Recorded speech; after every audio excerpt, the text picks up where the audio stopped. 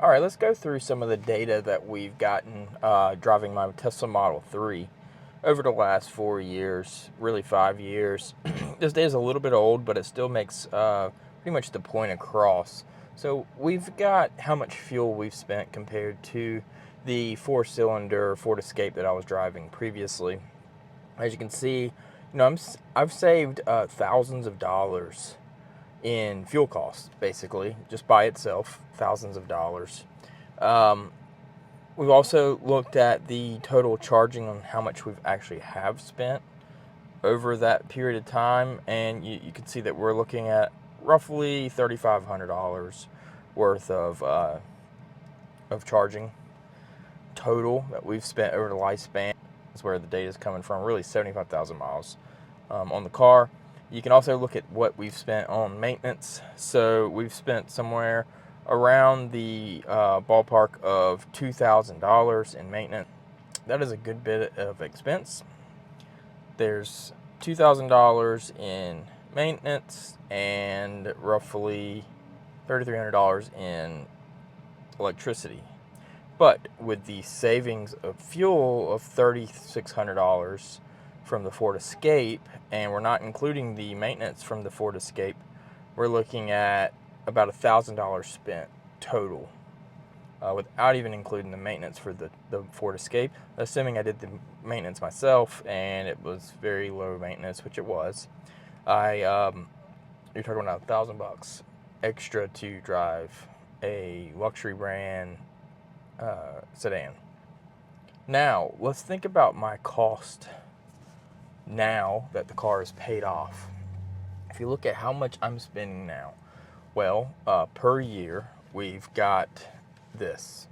So as you can see, over the last year, we spent roughly $663 in charging. We've also saved roughly $1,000 compared to an equivalent vehicle that Tesla chooses to make that comparison. I believe it's like a Honda Accord or something like that. And that's my cost. So then I have to pay insurance, which isn't ridiculously expensive, and taxes. And on my taxes, I apply for a high mileage addendum or whatever you call it, so that I get that reduced because I do drive pretty high mileage per year to work. I commute in this car. It comes out to around $700 a year. And so the total cost of ownership of this car, now that it's paid off especially, is very low. I spent about 30% of the cost that would have been on fuel at around $2.50 a gallon. So even less than that now that gas prices are a little bit higher. And I pay essentially nothing for maintenance except for tires, as you saw. Got a brand new set, so I won't need tires again for another probably 2.5 years.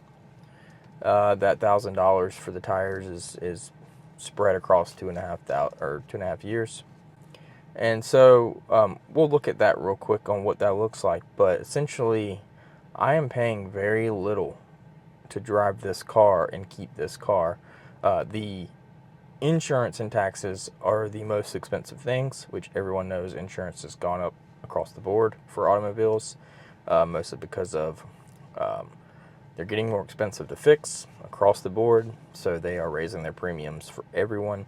Also, they lost trillions of dollars last year due to climate disasters, weather events and things like that. So they are increasing their premiums for everyone on everything.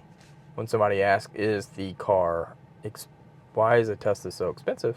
It's really not that expensive, especially nowadays when you can get one for $35,000.